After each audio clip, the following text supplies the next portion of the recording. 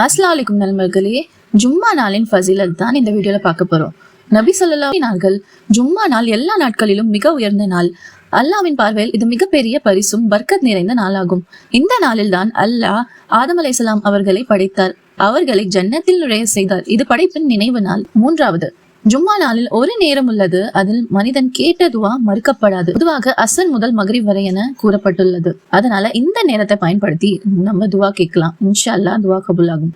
நான்காவது, ஜும்மா நமாஸ் வருபவர்களின் பெயரை மஸ்ஜித் கதவின் முன் மலக்குகள் பதிவு செய்கின்றனர். முதல் வரும் நபருக்கு மிக அதிக நன்மை. ஐந்தாவது, 2 ஜும்மாக்கள் இடையில் பாவங்கள் மன்னிக்கப்படும்.